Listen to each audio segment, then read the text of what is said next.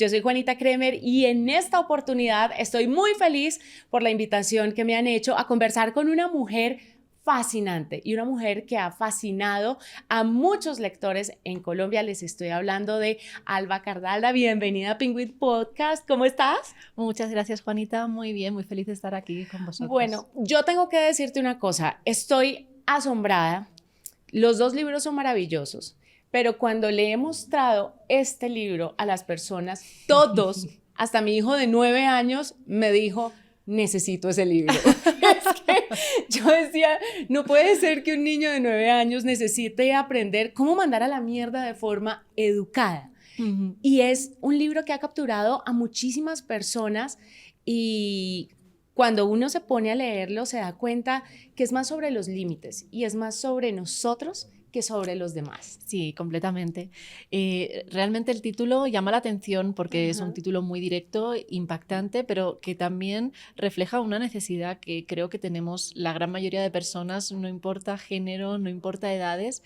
Creo que muchas personas nos encontramos en situaciones donde necesitamos establecer límites y no sabemos cómo, ¿no? Y aunque el título suena un poco agresivo, realmente el contenido no va de mandar a la mierda directamente, ¿no? Sino pasar por todo un proceso donde aprendemos a poner límites, a ser asertivos, a decir no, a descargarnos de esa culpa que muchas veces nos impide el poder expresarnos con honestidad o los miedos que tenemos a la hora de querer establecer esos límites, ¿no? Entonces es todo un recorrido más bien de aprender a cómo comunicarnos para poder expresarnos mejor y sí llegando a un punto en el que si las otras personas transgreden todos esos límites o incluso nos faltan el respeto o hay situaciones realmente agresivas hacia nosotros, ahí sí es una apología a que no tengamos miedo también muchas veces de mandar a la mierda o de poner un punto y final a esa relación.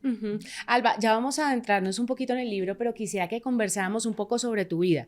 Es fascinante, estás sobre los 35 años, muy joven, y cada vez que empezaba a hacer búsquedas sobre tu vida, me encontraba que no tienes una residencia fija. Y esos también son límites no tan comunes y son formas de vivir no tan habituales, pero que te han llevado a conocer un montón de gente y que seguramente enriquecen este proceso de escritura. ¿Cómo decides, una mujer de Barcelona, empezar a vivir aquí y allá y no tener un punto fijo, que es más o menos lo que fundamenta como el desarrollo de las personas, como asentarnos y quedarnos en un sitio específico, en un punto exacto?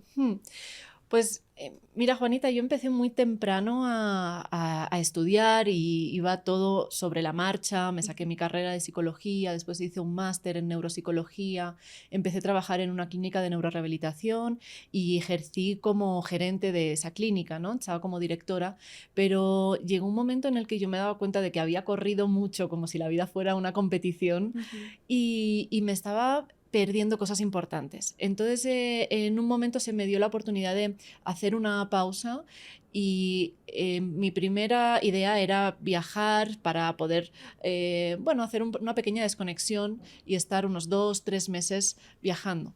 Pero para mí fue una sorpresa que en esos 2-3 meses yo empecé a sentir que todo lo que estaba aprendiendo y lo que estaba conociendo, recorriendo calles, recorriendo mundo, era mucho más enriquecedor que lo que había estado estudiando entre 4 paredes, ¿no? Entonces, estaba aprendiendo realmente lo que era la psicología de las personas porque pasaba por culturas diferentes, por pueblos distintos, por maneras de ver la vida, por diferentes contextos sociopolíticos, culturales, y todo eso me estaba dando un bagaje que yo no había tenido anteriormente, por no hablar también del viaje interior que eso supuso también, ¿no? Entonces, esos 2 meses que se acabaron convirtiendo en un estilo de vida durante los siguientes 6 años, donde yo fui nómada, viajando, pero a la vez aprendiendo, haciendo mucho estudio de cada sociedad por la que pasaba. Y ahora mismo he bajado un poco el ritmo, pero sigo disfrutando cada vez que puedo salir a recorrer y es un proyecto de vida, ¿no? De manera que también, sí que puse esos límites a qué es lo que yo no quería para mi vida. No quería que mi vida fuera un ir a trabajar y volver a casa y de casa al trabajo y de trabajo a casa, sino que quería bueno, desprenderme un poco también de esa presión social que muchas veces existe de, bueno, después de estudiar te pones a trabajar, después encuentra pareja, cásate, ten hijos, una hipoteca. Yo dije, creo que esto no es para mí son otras cosas, otro estilo de vida. ¿Y te tocó poner muchos límites a la gente cuando les dijiste, yo me voy a volver más o menos nómada un tiempo y voy a estar de aquí a allá sin residencia fija? Porque ese es el estereotipo, ¿no? Te casas, hijos, la hipoteca, todo esto, y siempre hay gente que opina. Sí. Y a veces esas opiniones logran como contaminarnos y no cumplir con el propósito que tenemos. Sí, lo que pasa que realmente en mi caso fue algo como muy, muy orgánico. Las cosas fueron surgiendo de forma natural. Yo no decidí previamente. De hecho, mi primera idea era simplemente pues estar 2 o 3 meses, ¿no? Sí. Lo que pasa que poco a poco me fui dando cuenta de que es que yo no quería regresar a ese estilo de vida que me tenía estresada, que me tenía agobiada, con un nivel de perfeccionismo y de hiperexigencia continua que no me tenía feliz.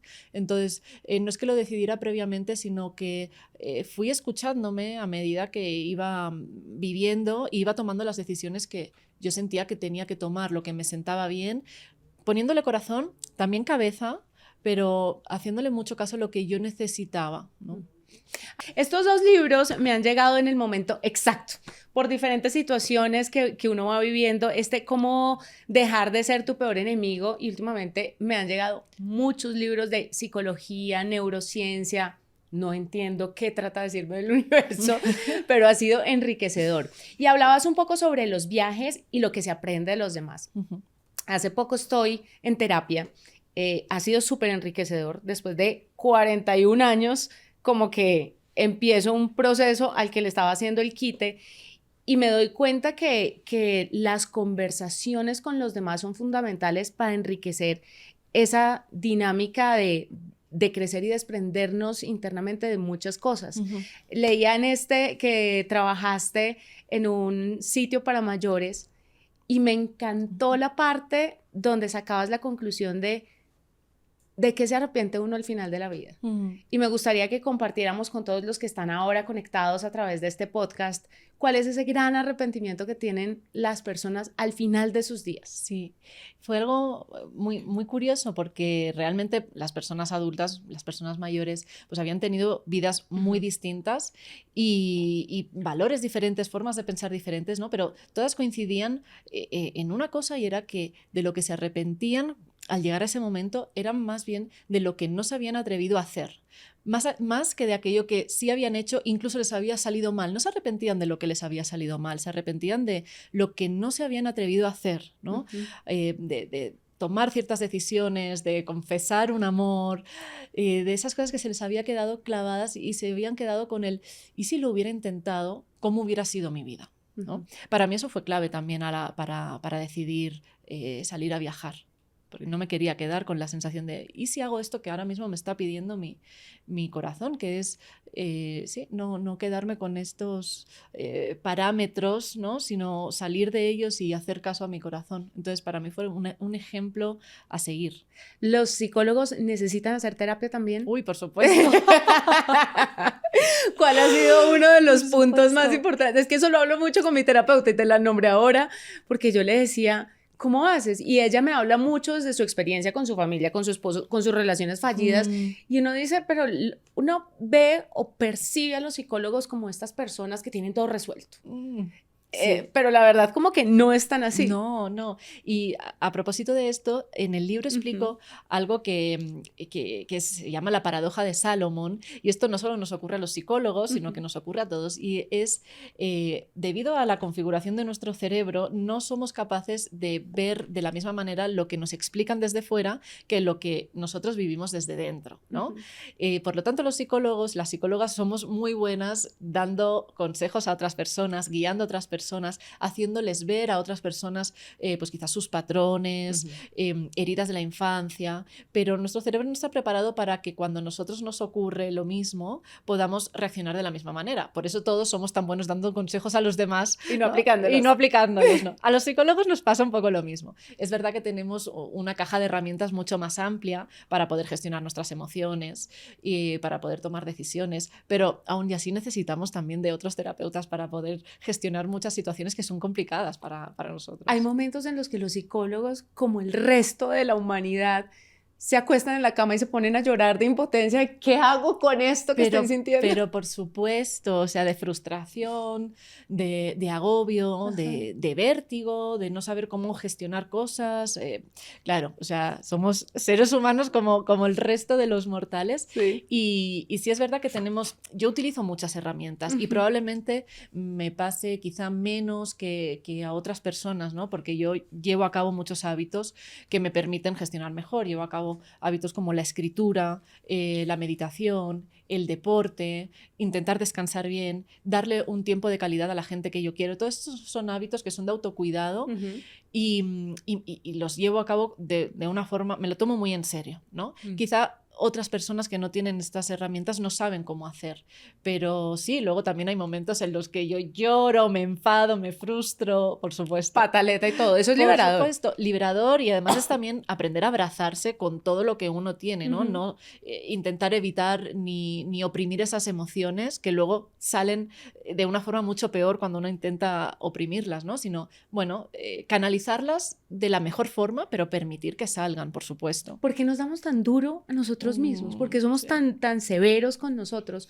y podemos ser tan bondadosos y tan empáticos con los demás. ¿Qué es lo que pasa en nuestro cerebro para que eso suceda? Pues en buena parte porque estamos preparados para evitar peligros, ¿no? Yo siempre digo, nuestro cerebro está preparado para que sobrevivamos, no para hacernos felices. Si, de hecho, hay 6 emociones básicas que son el miedo, la tristeza, la ira, el asco, la sorpresa y la felicidad o la alegría, ¿no? Entonces, hay 4 que nos dan sensaciones negativas. Hay una, la sorpresa, que puede ser negativa o positiva, o agradable y desagradable. No me gusta hablar de emociones negativas o positivas porque todas nos aportan información, ¿no? Pero hay 4 emociones que son desagradables, una que puede ser agradable o desagradable, y solo una, la alegría, que es agradable. ¿Qué significa esto? Que estamos preparados para detectar mucho más los aspectos negativos de la vida, para percibir posibles peligros, para percibir amenazas, para prepararnos y evitarlas, ¿no? Que para estar completamente felices. Entonces, lo que hace esto es que tengamos un diálogo interno negativo bastante duro, que anticipemos negativamente, que pensemos que lo que nos va a pasar va a ser más negativo, ¿no? Escenarios catastróficos, muchas veces ahí entramos en ese círculo de ansiedad.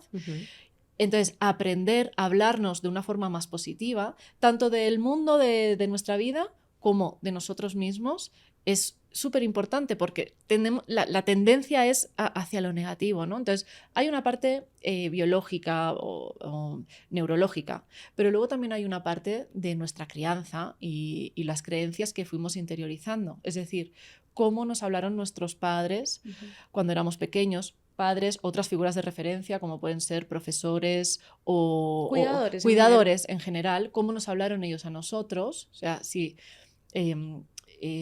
hubo alguien, no recuerdo exactamente quién, pero hubo alguien que dijo con muchísima razón que a un niño pequeño pues se le dice todo lo que se le pueda decir, lo va a creer, ¿no? Sí. Y si tú le dices a un niño pequeño que es menos que sus compañeros, que no es capaz, lo va a creer y eso lo va a interiorizar y lo va a mantener de adulto durante mucho tiempo. Y luego cambiar esas creencias cuesta mucho. Entonces es muy importante poner el foco en cómo le hablamos a los hijos, o a los niños pequeños, y también cómo hablamos delante de ellos, aunque no sea directamente hacia ellos, pero cómo hablamos a otras personas delante de ellos, porque también son patrones de comunicación que acaban normalizando y acaban interiorizando. Por lo tanto, no es únicamente importante cómo le hablamos a los niños pequeños, sino cómo hablamos delante de ellos. Bueno, tengo varias preguntas y les voy a decir, esto va a estar en desorden, ¿no? Porque mi cabeza está un poco en desorden, tengo demasiada información y vamos a estar entre este libro, Cómo dejar de ser tu peor enemigo, y Cómo mandar a la mierda de forma educada, porque hay mucho que hablar sobre esto, es demasiado contenido. Pero quiero preguntarte algo, que alguien me preguntó antes de empezar esta grabación. ¿Cuál es la diferencia entre un libro de autoayuda y un libro de psicología o un libro de neurociencia? Sí. Porque hay muchas barreras, hay muchas herramientas en estos libros, pero hay muchas barreras sociales que le impiden a las personas adentrarse en estos libros porque dicen, la autoayuda no va conmigo. ¿Cuál es esa diferencia? Yo la principal diferencia que encuentro es que los libros de autoayuda, muchos de ellos no están basados, no tienen ningún tipo de rigor. Entonces muchas veces sí hay reflexiones, hay opiniones personales, te proponen métodos, pero no tienen un rigor. Entonces habrán personas que le puedan servir y habrán otras personas que no, ¿no? También depende de todas las otras herramientas que pueda utilizar esa persona, pero fundamentalmente no hay un rigor. En los libros que son de psicología o los libros que son de neurociencia están basados en métodos más comprobados, son una herramienta que la aplique quien la aplique, funciona o te lleva a una mejoría porque te dan un conocimiento que sí que es riguroso, ¿no? Entonces ahí está un poco la diferencia y a día de hoy hay tanto intrusismo en todo el mundo de la salud mental que es muy difícil discernir entre lo que es un libro de autoayuda sin rigor o un libro de psicología que sí te da herramientas que te permiten mejorar, que te permiten el crecimiento personal o alivianar el dolor, ¿no? Además, porque estamos hablando con una profesional que basa sus opiniones no solamente en los estudios que realizó, sino en estudios también muy importantes y trae esa colación uno. Ya lo había escuchado en el ejercicio periodista, seguramente mucha gente también lo ha escuchado, pero es muy poderoso lo que dice el estudio y a la conclusión que llegan. Y tú dices en este libro, hemos hablado de herramientas como meditar, hacer ejercicio, cuidar nuestra alimentación, pero ¿por qué no cuidamos las relaciones que tenemos con los demás? Si al final del día eso es lo que nos enferma y eso es, en medio de todo, mandar un poquito a la mierda educadamente, poner esos límites para no afectarnos. ¿Cómo llega a impactar emocionalmente y físicamente las malas relaciones a las personas? Sí, el impacto es, como bien dices, no solamente emocional, sino también físico, porque cuando tenemos relaciones, al fin y al cabo, lo que más nos afecta, lo que más nos influye emocionalmente es cuando nos hemos enfadado con una pareja o cuando estamos pasando por una crisis de pareja o con nuestra madre, con nuestros hijos, es decir, con aquellas personas o amigas, amigos, ¿no? Aquellas personas que realmente son importantes para nosotros. Cuando tenemos un problema con ellos, nos duele mucho y nos dejan muy preocupados y realmente nos afecta a nuestro día a día y a nuestras emociones. Pero eso no solamente se siente, ¿no? Sino que también la presión arterial, por ejemplo, o los niveles de estrés que nos puede llegar a generar un conflicto con alguien o un sufrimiento importante, eso se ve también en los niveles de una hormona importantísima, que es la hormona del cortisol, que es la hormona del estrés. Esta hormona se libera a través de las glándulas suprarrenales que están en nuestros riñones y a través de ellas se libera en el torrente sanguíneo y el torrente sanguíneo viaja por todo nuestro cuerpo. Los niveles de cortisol muy altos y mantenidos durante mucho tiempo son tóxicos. Y son tóxicos a todos los órganos del cuerpo a los que llega. Es decir, como nuestro torrente sanguíneo riega todos nuestros órganos, incluido el corazón, los pulmones y el cerebro y el resto de órganos importantes, el cortisol puede llegar a hacer que enfermemos de otras enfermedades que no necesariamente pues, teníamos asociadas con las emociones, ¿no? Pero aquí se explica cómo por problemas de relación, por mantener relaciones donde no estamos bien tratados, donde no se nos habla mal, donde nos genera mucho estrés o mucho malestar, los niveles de cortisol aumentan y estos, si llegan a niveles tóxicos, pueden perjudicar a otros órganos e incluso hacernos enfermar. Entonces, es complejo y yo siempre digo que por eso es tan importante mandar a la mierda a todas aquellas personas que están influyendo en nuestro bienestar.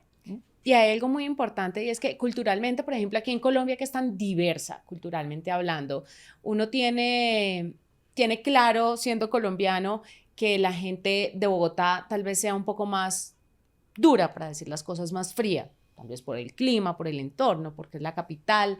También la gente de la costa, por ejemplo, es más dada al contacto físico, es más dada a hablar con cercanía. Y estos temas culturales influyen mucho en poner límites o no. ¿Hasta qué punto uno debe adaptarse a la cultura para poner esos límites? Porque es muy difícil decir que no. Sí, sí, y es uno de los puntos que realmente hace que todo esto sea complejo, ¿no? No es un tema simple y por ello no me gusta simplificar ni decir que una sola fórmula puede servir para todo el mundo, porque cada persona trae su mochila, trae sus creencias, trae su educación y vive en una cultura. Sí. Entonces, somos seres sociales que el grupo del que formamos parte o la cultura de la que formamos parte influye, como venimos hablando, mucho en cómo nos sentimos. Por lo tanto, uno no puede coger y decir yo ahora ya no cumplo con ninguna norma social o cultural y digo no a todo. No se trata de eso, ¿no? Se trata de encontrar ese equilibrio entre cómo yo me puedo sentir bien, cómo yo puedo expresar lo que necesito expresar con el otro, con honestidad, con sinceridad, con asertividad, también adaptándome a mi entorno, ¿no? Porque, como decíamos, somos seres que necesitamos también estar bien con nuestro entorno. Y la clave de todo esto pues, es esta palabra que acabo de decir, ¿no? Que es la asertividad. La asertividad es una herramienta poderosísima que nos permite expresar cómo nos sentimos, decir lo que nos molesta, marcar límites o decir no, teniendo en cuenta no solo lo que yo siento, sino también teniendo en cuenta al otro, ¿no? Y cómo le puede sentar al otro lo que yo le diga. Que ahí quiero hacer un paréntesis. Y esto me cuesta trabajo porque, mira, yo tengo un serio problema con el contacto físico con personas que no conozco o a las que no tengo confianza. Y hay personas que creen que soy antipática porque pongo límites y digo, por favor, no me saludes de beso porque me siento incómoda. Es mi espacio personal que veo transgredido. Y en ese punto, no sé uno qué tiene que hacer o cómo puede darle manejo a cómo se sienta el otro, porque yo lo respeto profundamente, pero no quiero que invadan mi espacio, pero después escucho el run run de ella es muy antipática, sabes que no puedes ni acercarte a ella, que no la puedes ni tocar, que no le puedes dar un beso. ¿Cómo maneja uno ese tipo de situaciones? Porque uno pone límites, pero si el otro no le gusta, entonces ¿qué hago? Ya. Varias cosas importantes. La primera, se puede poner límites con simpatía, es decir, poner límites no significa ser antipático. Yo soy muy simpática. No. Sí, a mí me parece que sí. Por otro lado, los límites no son juzgables, ¿no? Los límites de cada uno son los límites de cada uno y a nadie nos gusta que nos critiquen por aquellas cosas que para nosotros son importantes. Lo entiendan o no lo entiendan los demás, ¿no? Y esto es uno de los ejemplos más claros porque también hay muchas diferencias culturales. Hay culturas que somos pues, más cercanas y otras culturas, por ejemplo, yo que vengo de España, del norte de Europa, que son mucho más distantes. No significa que sean más agradables, más simpáticos o menos. Son temas culturales o son temas personales que a uno le gusta o no le gusta, ¿no? Los límites no son juzgables. Un aspecto que es importante a la hora de poner límites de una forma asertiva es la comunicación no verbal, es decir, cómo nos movemos o los gestos que utilizamos. En situaciones como estas sería interesante y verás si lo pones en práctica la respuesta que tienes de la gente cuando eres tú la que se anticipa y entonces en el momento de presentarte a alguien eres tú antes que la otra persona actúe la que da la mano, ¿no? Entonces si tú te anticipas y tú das la mano y la das con una sonrisa, es un dar la mano cálido y simpático. No te estoy dando un beso, pero estoy siendo agradable contigo. Entonces uno se anticipa con cómo se comporta gestualmente, puede ser muy claro para la otra persona qué es lo que quiere, lo que no quiere, lo que le puede molestar. Incluso en esa situación en la que uno da la mano, si la otra persona viene, se acerca para dar un beso, que podría pasar que la otra persona no esté leyendo bien esas señales que nosotros le estamos mostrando. Suele pasar. Entonces, ¿qué problema hay con decirle, expresarle explícitamente, decir, a mí me gusta saludar con la mano, porque a veces cuando no conozco a alguien me resulta un poco incómodo besar. Y si lo acompañas con una sonrisa, esto se entiende, se entienda o no se entienda, pero se percibe mucho mejor, no se percibe como algo serio. No es lo mismo decir, te doy la mano porque cuando no conozco a alguien me resulta incómodo acercarnos tanto. Por ejemplo, cada uno tiene que encontrar su frase con la que se encuentre cómoda, ¿no? Pero acompañarlo con una sonrisa y con un tono agradable, que esto es muy importante, evita que se perciba como algo agresivo o como algo brusco, ¿no? Entonces tal vez fue el tonito. No fue lo que dije, sino el tono en el que lo dije. El tono es muy importante. El tono, la mirada, ahí se desprende mucho el respeto con el que le estamos hablando a la otra persona. Okay. Incluso con un tono o con cierta mirada se puede transmitir, me sabe mal porque sé que es incómodo, pero este es mi límite. Alba, otras dos recomendaciones o estrategias para mandar a la mierda de forma educada a las personas. Para cerrarlo de esto y ahora vamos con este. Yo siempre abogo por la honestidad. Uh-huh. Creo que es el camino más corto para hacerle entender a la otra persona cómo nos sentimos, ¿no? La honestidad y la sinceridad. Por ejemplo, decirle a alguien, mira, creo que tu forma de entender las relaciones y la mía no son compatibles, así que prefiero que tomemos distancia. Por ejemplo, ¿no? Cuando ya hemos llegado a un punto de no entendimiento y cuando ya hemos pasado por muchas situaciones de intentar entendernos o de intentar ser más asertivos o más agradables, ¿no? Pues decir, mira, tu forma de entender las relaciones y la mía no están siendo compatibles, no están pudiendo convivir. Entonces, prefiero que podamos mantener una relación quizá más distante, pero sana. Uh-huh. Es una forma educada de decirle a alguien, no quiero seguir manteniendo este tipo de relación contigo, ¿no? Y otra forma de hacerlo cuando la situación es un poco más tensa, cuando nos encontramos esas personas que nos faltan al respeto o que nos intentan manipular, yo ahí lo que recomiendo siempre es ser directa y decirle a la otra persona, mira, no me gusta cómo me estás hablando, así que vamos a dejar esta conversación aquí. Ser clara, ser directa, no le estás faltando al respeto, estás siendo muy directa, es verdad, pero cuando la otra persona te está intentando manipular, que es un tipo de agresión hacia ti, agresión psicológica, ¿qué problema hay con que tú te estés autodefendiendo? Y además dejando claro cómo se siente uno, claro, sin señalar al otro. Bueno, y esta es una de las mejores claves también, ¿no? Gracias por recordármelo porque es la más básica y la que más nos puede ser útil, que es la de decir, mira, yo me siento así cuando tú haces esto o esto otro, ¿no? No te estoy diciendo, tú eres un desconsiderado, tú eres un desagradecido, eres un maleducado. Quizá yo lo pienso, pero no te voy a decir a ti así porque es una agresión hacia ti, ¿no? Sino decir, mira, yo no me siento bien cuando tú haces esto o me siento poco reconocida. Me gustaría que lo que fuera, ¿no? Entonces es hablar desde el yo me siento así, sí, y no desde el tú eres o yo te acuso a ti. Entonces, de esta manera la otra persona deja de estar tan a la defensiva y nos puede entender un poco mejor.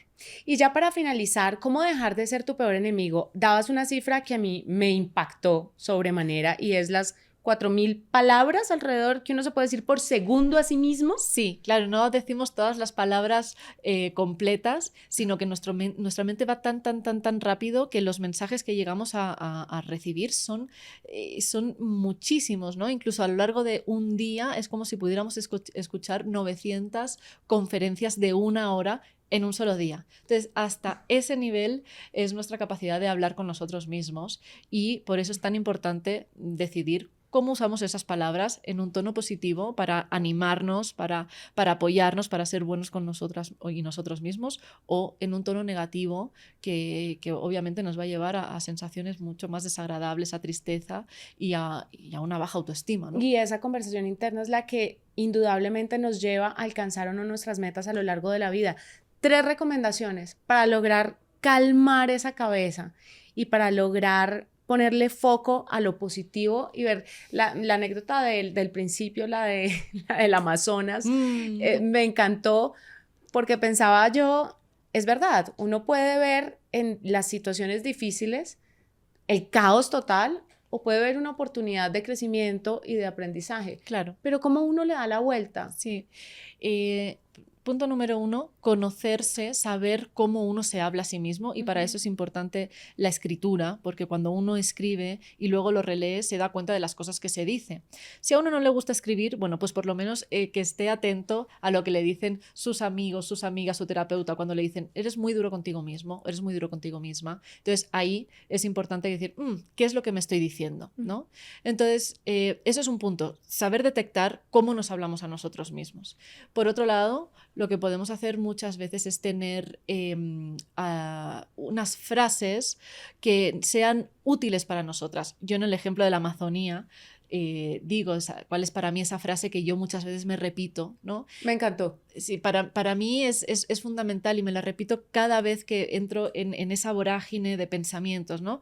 Y es decir, ve de a poco, no hay apuro, uno a uno, ¿no? Si no puedes con muchas cosas, ve uno a uno. Entonces, esas autoafirmaciones son muy potentes. Entonces, encontrar 2 o 3 autoafirmaciones que a uno le sean útiles para poder recordárselos, incluso hacerse notas y dejárselas apuntadas o ponérselo en el teléfono para poderlas leer bastante a menudo y decir, sí, es verdad, tengo que ir de a poco. No pasa nada, no es tan grave, ¿no? Esas autoafirmaciones son importantes. Y por último, una técnica que es muy útil sería la de poder ver con perspectiva lo que nos está pasando para poder relativizar y así poder hablarnos a nosotros mismos con una técnica que se llama la del ileísmo, que es hablarnos a nosotros como en segunda persona, como si se lo dijéramos a alguien más y con nuestro nombre. Eso se ha visto que es muy potente cerebralmente también, porque no solamente somos quien emite el mensaje, sino también lo procesamos como quien lo recibe.